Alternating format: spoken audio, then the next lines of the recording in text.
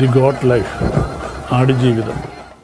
ആടുജീവിതത്തിൻ്റെ കേരള ഷെഡ്യൂളിൻ്റെ ചിത്രീകരണ വിശേഷങ്ങളാണ് ഇവിടെ പങ്കുവയ്ക്കാനായി ശ്രമിക്കുന്നത്.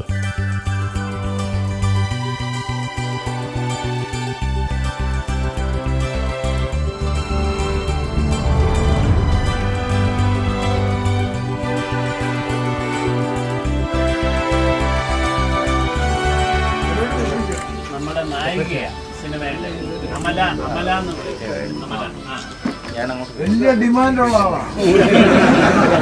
ഈ ചടങ്ങിലേക്ക് വന്ന എല്ലാവരെയും സ്വാഗതം ചെയ്യുകയാണ്. പ്രാർത്ഥനയോടുകൂടി നമ്മൾ ഈ സിനിമയുടെ ഷൂട്ടിംഗ് ആരംഭിക്കുകയാണ്.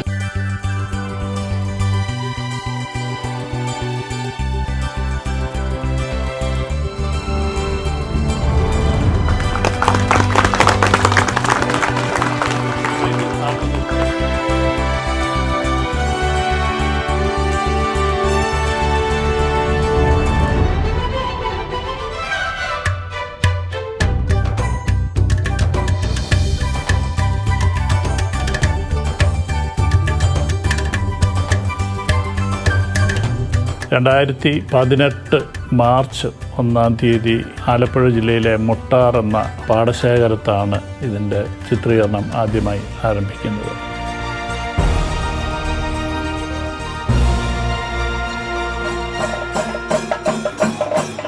കരുവാറ്റ എന്ന ചെറിയ ഒരു ഗ്രാമത്തിൽ നിന്ന് ഗൾഫിലേക്ക് പോയ കരുവാറ്റ ശ്രീകുമാറിൻ്റെ അടുത്ത് ഒരു വിസയ്ക്കായി ചെല്ലുന്ന നജീബും തൻ്റെ സുഹൃത്തും കൂടെ ശ്രീകുമാറുമായിട്ട് സംസാരിക്കുന്ന ഒരു രംഗമാണ് നമ്മൾ ചിത്രീകരിച്ചിരിക്കുന്നത്. എനിക്കറിയാലോ ഇത് കൊച്ചായിട്ട് ഇവിടെ കാണും.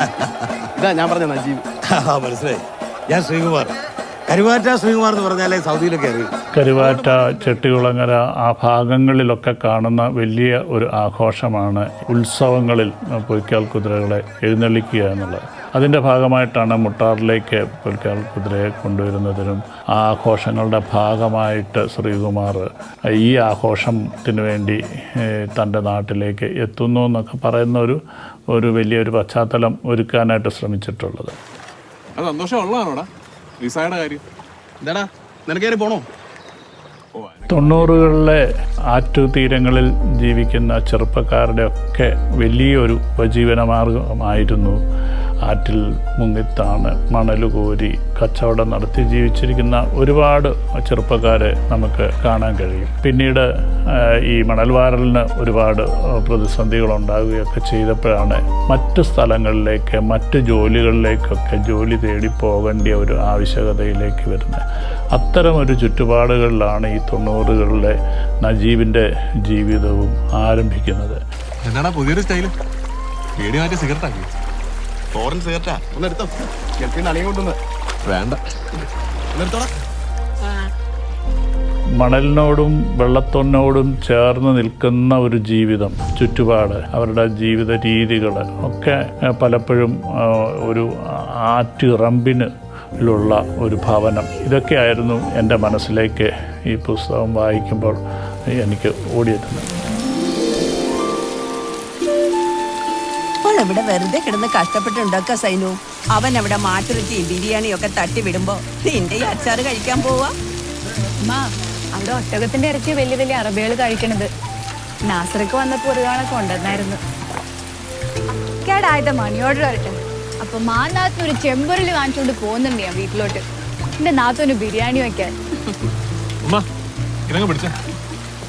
എന്നിട്ട് തേങ്ങാക്കൊത്തൊക്കെ ഇട്ട് നല്ലൊരു ആട്ടിറച്ചി കറി ഉണ്ടാക്കി ജലത്തിലേക്ക് ഊളിയിട്ടിറങ്ങി മുങ്ങിത്താഴ്ന്ന് മണലുമായി പൊങ്ങി കയറി വരുന്ന നജീബ്. ഇത് പലപ്പോഴും ചിത്രീകരിക്കുന്നതിനായിട്ട് ഇതിൻ്റെ ഒരു ഡീറ്റെയിലിംഗ് വർക്ക് ചെയ്യുക, പ്രത്യേകിച്ച് നജീബിനെ പോലുള്ളൊരു ക്യാരക്ടറിൻ്റെ ഒരു ജോലി ഇതാകുമ്പോൾ അതിൻ്റെ ഡീറ്റെയിൽ കാണിക്കുന്നതിനായിട്ടാണ് നമ്മൾ അണ്ടർ വാട്ടർ ക്യാമറയിലൂടെ അത് റിയൽ ആയിട്ട് ജലത്തിൽ തന്നെ, ആറ്റിൽ തന്നെ നമ്മൾ ഷൂട്ട് ചെയ്തിട്ടുണ്ട്. അതിനായിട്ട് ബോംബെയിൽ നിന്ന് എക്യുപ്മെൻറ്റ്സും അണ്ടർ വാട്ടർ ക്യാമറ വുമണും ഒക്കെ വന്നിട്ടാണ് നമ്മൾ അതിനൊക്കെ ചെയ്തിട്ടുണ്ട്. പലപ്പോഴും അതിനെ മാച്ച് ചെയ്തിട്ടുള്ള ഷോട്ടുകൾ രണ്ടും കൂടെ കമ്പയർ ചെയ്യുന്നതിന് ഇതിനൊക്കെ വളരെ കൃത്യമായ സ്റ്റോറി ബോർഡ് ഉണ്ടായിരുന്നു എന്നുള്ളത് വളരെ ചിത്രീകരണത്തിനെ വളരെയധികം സഹായിച്ചിട്ടുള്ള കാര്യങ്ങളാണ്.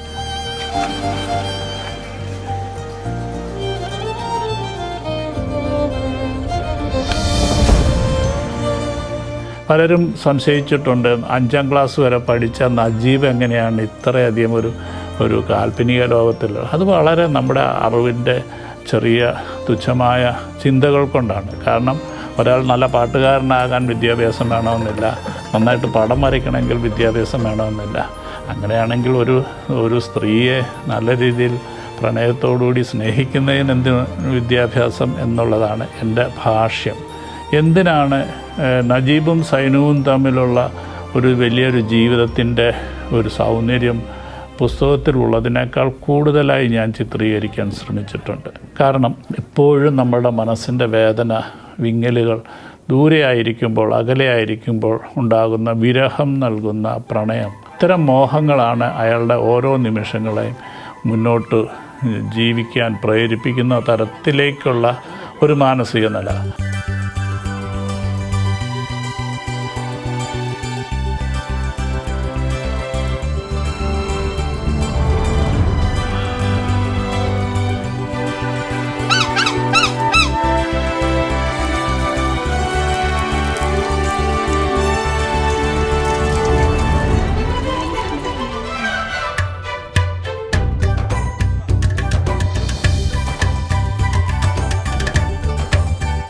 അത് കേട്ടിട്ട് വേണം വെറുതെ നജീബ്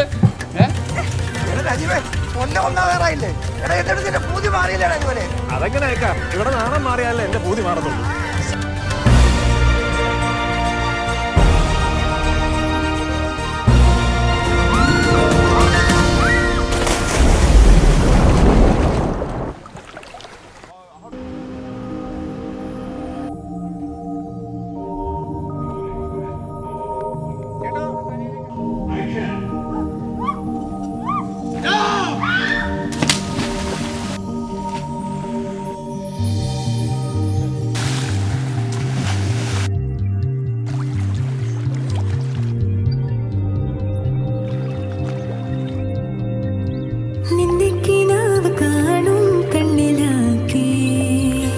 ഷൂട്ടിങ്ങിന് വളരെ മുമ്പ് തന്നെ AR റഹ്മാൻ്റെ അടുത്ത് പാട്ടിൻ്റെ സിറ്റുവേഷനുമായിട്ട് ചെല്ലുമ്പോൾ ഞാൻ അദ്ദേഹത്തിന് ഒരു വളരെ ഡീറ്റെയിൽഡായിട്ടുള്ളൊരു സ്റ്റോറി ബോർഡ് കാണിച്ചിട്ട് ഇതൊരു ജലത്തിൻ്റെ സാന്നിധ്യമാണ് ഈ പാട്ടിൽ ഏറ്റവും കൂടുതലെന്ന് മനസ്സിലാക്കി കൊടുക്കാനായിട്ട് ശ്രമിക്കുകയും വെള്ളിപ്പളുങ്ക് ഷൂട്ട് ചെയ്യുന്ന സമയത്ത് ഒരു മ്യൂസിക് മാത്രമേ ഉണ്ടായിരുന്നുള്ളൂ.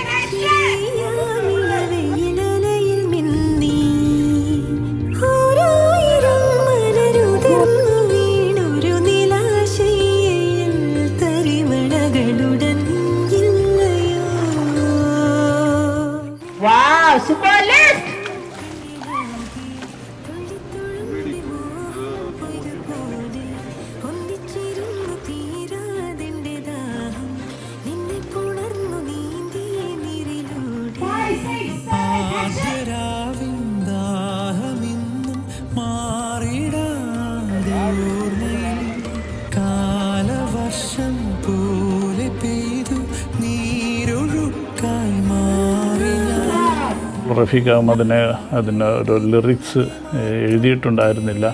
ആ ഒരു മ്യൂസിക്കൽ ഇത് സ്റ്റോറി ബോർഡുമായിട്ട് ബ്ലെൻഡ് ചെയ്തിട്ടാണ് ഇതിൻ്റെ പാട്ട് ചിത്രീകരിച്ചിട്ടുള്ളത്.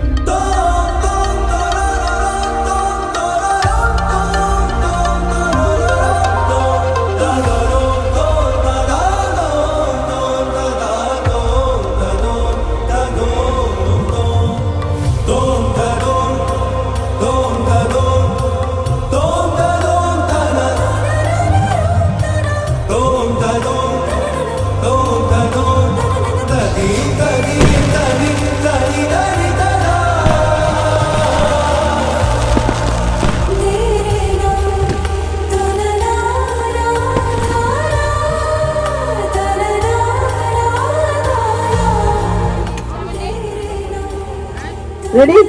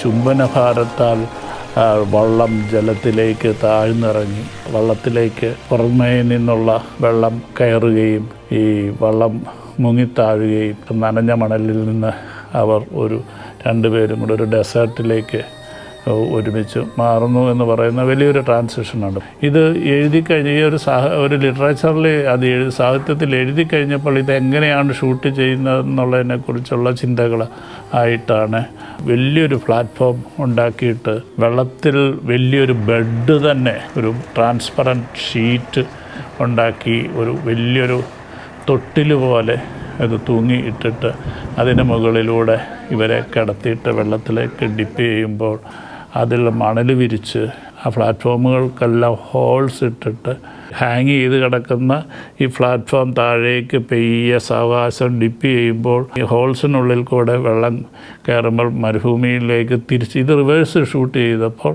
നനഞ്ഞു കിടക്കുന്ന ഇതിൽ നിന്ന് നമ്മൾ ആ റിവേഴ്സ് ആക്ഷനിലേക്ക് ക്യാരക്ടേഴ്സ് വന്നപ്പോഴാണ് അങ്ങനെയാണ് അത് ഷൂട്ട് ചെയ്തിട്ടുള്ളത്.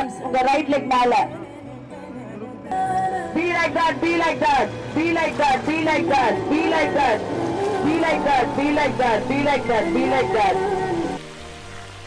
1980-കളിൽ 90-കളിലൊക്കെ കേരളത്തിലെ ഏറ്റവും ചെറിയ ഒരു ഗ്രാമത്തിൽ നിന്ന് പോലും വളരെയധികം ആൾക്കാർ വിദേശ രാജ്യങ്ങളിലേക്കുള്ള ഒരു വലിയൊരു പലായനം നടന്നിട്ടുള്ളൊരു സമയം തന്നെയാണ്. അപ്പോൾ പലപ്പോഴും നമുക്ക് ഒരു മൊബൈൽ ഫോൺ വന്നിട്ടില്ല, ഇൻ്റർനെറ്റ് വന്നിട്ടില്ല. അതുകൊണ്ട് തന്നെ പലപ്പോഴും ഒരു കത്തിലൂടെ ആയിരിക്കാം നമുക്ക് കൂടുതൽ കമ്മ്യൂണിക്കേഷൻ നടന്നിരുന്നത്. അപ്പോഴാണ് പെട്ടെന്ന് ഗ്രാമങ്ങളിലൊക്കെ ചെറിയ പീഡിയ മാതിരി ഈ STD ബൂത്തുകൾ വരുന്നത്. സൈനു ഫോൺ വിളിച്ച് സംസാരിക്കുമ്പോൾ നജീബിനോട് ചോദിക്കുന്നുണ്ട്, നിനക്ക് അവിടെ തേങ്ങാപ്പൂള് പോലെ കിടക്കുന്ന ചന്ദ്രനെ കാണാൻ കഴിയുന്നുണ്ടോ എന്ന്. ആകാശത്തേക്കൊന്ന് നോക്കി, നല്ല തേങ്ങാപ്പൂള് പോലെ കിടക്കുന്ന ചന്ദ്രനെ കാണുന്നില്ലേ അവിടെ? വിളിച്ചില്ലേലോ ആ ചന്ദ്രനെ കാണുമ്പോ ഓർത്താ മതി എന്നെ, ഭൂമിയിൽ എവിടെയാണെങ്കിലും. വളരെ കാൽപ്പനികമാണ്. ഇതിൻ്റെ ഓർമ്മകളാണ് പിന്നീട് അയാളെ വേട്ടയാടപ്പെടുന്നത്.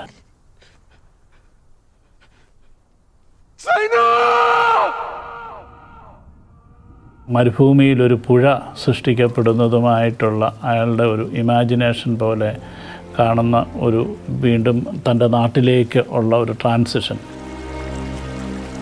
ഈ ട്രാൻസിഷനെ കുറിച്ച് പലരും വിചാരിച്ചിട്ടുണ്ട് ഇത് ആക്സിഡൻ്റലി പിന്നീട് നമ്മളുടെ ഒരു എഡിറ്റിംഗ് ടേബിളിൽ പറന്നു വീണ ഒരു അത്ഭുതമായിരിക്കാം. ഒരുപാട് അപ്രിസിയേഷൻ കിട്ടിയിട്ടുള്ള ആ ട്രാൻസിഷൻ ഇതിൻ്റെ ഒരു രചനാഘട്ടത്തിൽ തന്നെ ഇത് എഴുതുമ്പോൾ തന്നെ ഈ മരുഭൂമിയിൽ നിന്ന് തൻ്റെ നാട്ടിലേക്കുള്ള ഒരു ട്രാൻസിഷൻ എങ്ങനെയായിരിക്കണം, മരുഭൂമിയിലൂടെ ഒരു പുഴ ഒഴുകുന്നു എന്നുള്ളൊരു കാൽപ്പനികമായ ഒരു സങ്കല്പം സൃഷ്ടിക്കപ്പെടുമ്പോഴാണ് ഈ ടാങ്കിനുള്ളിൽ നിന്ന് വെള്ളം തുളുമ്പി പുറത്തേക്ക് പോകുന്നതും അവിടെ നനവുണ്ടാക്കുന്നതും ആ നനവിൽ നിന്ന് വീണ്ടും ഒരു പുഴ സൃഷ്ടിക്കപ്പെടുന്നു എന്നൊക്കെ ഉള്ളത് അത് ലിറ്ററേച്ചറിൽ എഴുതി വെച്ചിട്ടുള്ളതാണ് എന്നുള്ളതാണ് ഏറ്റവും രസകരമായ കാര്യം.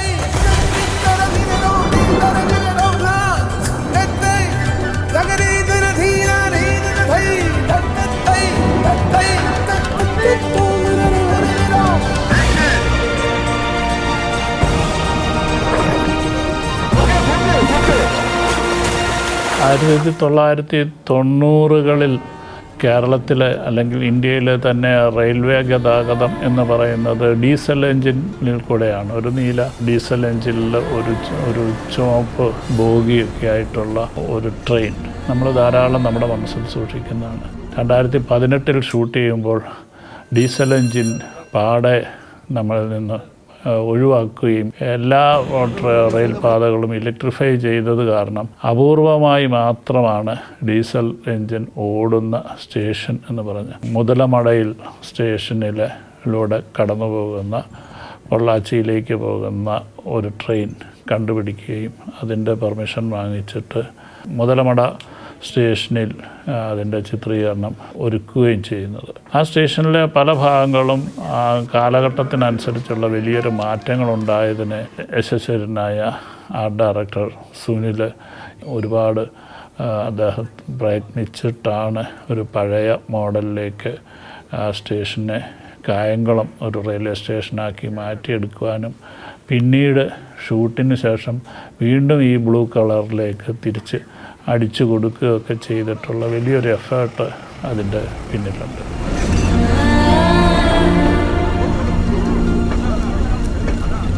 നജീബിനോടൊപ്പം ബോംബെയിലേക്ക് വണ്ടി കയറാനെത്തുന്ന ഹക്കീമും അവൻ്റെ ഉമ്മയും അനുജത്തിയും ഒക്കെ അവിടെ ആദ്യമായി നമ്മൾ കാണിക്കുന്നുണ്ട്. പുസ്തകത്തിലെ ഈ ഹക്കീം ഒരു തെക്കൻ ദേശത്തു നിന്ന് തിരുവനന്തപുരത്തിനടുത്തുള്ളൊരു ഗ്രാമത്തിൽ നിന്ന് വരുന്ന ഒരാളാണ്. പക്ഷെങ്കിൽ എൻ്റെ ഓഡിഷനിൽ കിട്ടിയിരിക്കുന്ന ഗോകുൽ KR ഗോകുൽ ഒരു കോഴിക്കോടുകാരനാണ്. അപ്പം കോഴിക്കോടുകാരന് ഇത് ലൈവ് സൗണ്ട് എടുക്കുമ്പോൾ എത്ര സംസാരിച്ചാലും ഒരു തെക്കൻ സ്ലാങ്ങിലേക്ക് എത്താൻ കഴിയില്ല എന്നുള്ളത് കൊണ്ട് തന്നെയാണ് അതിൻ്റെ അകത്ത് നമ്മൾ മലപ്പുറത്തു നിന്നുള്ള ഒരു പയ്യനും കൂടെ ഉണ്ട് എന്ന് കരുവാറ്റ ശ്രീകുമാർ പറയുന്നുണ്ട്. അപ്പോൾ അദ്ദേഹത്തിൻ്റെ അങ്ങനെ ഒരു മലപ്പുറംകാരനാക്കി മാറ്റുകയായിരുന്നു. ഇവൻ ആദ്യം പെരേന്ന് പുറത്തു പോണത് മോൻ കൂടിയെന്ന് ധൈര്യം ഉമ്മാക്ക്. അതാ മലപ്പുറത്ത് നിന്ന് ഇവിടെ നിന്ന് കയറിയത്. നോക്കണോട്ടോ. ഒരിക്കലും ഹക്കീമിനെ കുറിച്ച് നമ്മൾ എന്തെങ്കിലും ഒരു ഡീറ്റെയിൽ ആയിട്ട് പറയാൻ ശ്രമിച്ചിട്ടില്ല. കൂടുതൽ ഷോട്ടുകളോ അല്ലെങ്കിൽ ക്ലോസപ്പുകളോ ഒന്നും വെച്ചിരുന്നില്ല എന്നുള്ളതിൻ്റെ കാരണം ഈ കഥാപാത്രം പിന്നീട് വളർന്ന് വലിയൊരു രീതിയിലേക്ക് മാറും എന്നുള്ളത് ഒരു മുന്നറിയിപ്പ് പോലെ അല്ലെങ്കിൽ മുന്നൊരുക്കം പോലെ നമ്മൾ കാണിക്കണ്ട എന്നുള്ളതിൻ്റെ ഒരു ബോധപൂർവമായ ഒരു ശ്രമമായിരുന്നു. കണ്ട ശബ്ദം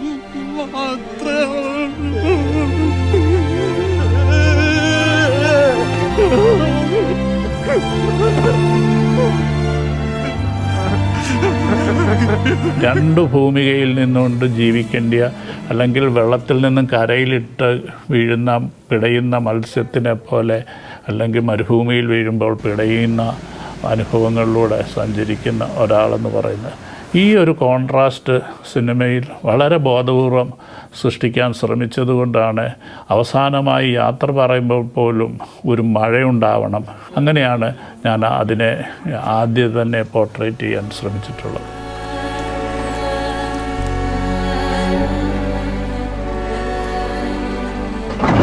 ഇവൻ്റെ യാത്രയിലും ഈ നനവുണ്ടാകണം, അവരുടെ വേർപാടിൽ ഈ ഒരു നനവുണ്ടാവണം, അല്ലെങ്കിൽ അവളിൽ നിന്ന് അകന്നു പോകുന്ന ഒരു നനഞ്ഞ ഒരു ട്രെയിനായിരിക്കണം എന്നൊക്കെയുള്ള മനസ്സിൽ സൂക്ഷിച്ചുകൊണ്ടാണ് ഞാൻ ആ ഒരു രംഗം ചിത്രീകരിക്കുന്നതിനെക്കുറിച്ച് ഞാൻ സ്ക്രിപ്റ്റിൽ എഴുതി വയ്ക്കുകയും അതിനുവേണ്ടി വാശി പിടിക്കുകയും ചെയ്തിട്ടുണ്ട്.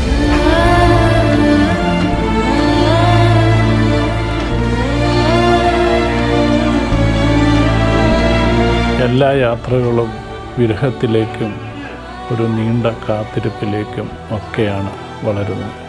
സൈനുവിൻ്റെയും ഒരുപാട് സ്വപ്നങ്ങളോടുകൂടിയുള്ള മോഹങ്ങളോടുകൂടിയുള്ള വലിയൊരു കാത്തിരിപ്പ്. ഈ കാത്തിരിപ്പിന് ഇടയിൽ സൈനുവിൻ്റെ ജീവിതത്തിൽ സംഭവിച്ചിട്ടുള്ള ഒരുപാട് പ്രയാസങ്ങളും ബുദ്ധിമുട്ടുകളും വേദനകളുമുണ്ട്. ഇത് എഴുതിയ ബെന്യാമിനോ ഞാനോ അത്തരമുള്ള ആ സൈനുവിൻ്റെ വേദനകളെക്കുറിച്ച് എവിടെയും ചിന്തിച്ചിട്ടില്ല, പരാമർശിച്ചിട്ടില്ല എന്നുള്ളത് മറ്റൊരു യാഥാർത്ഥ്യമാണ്.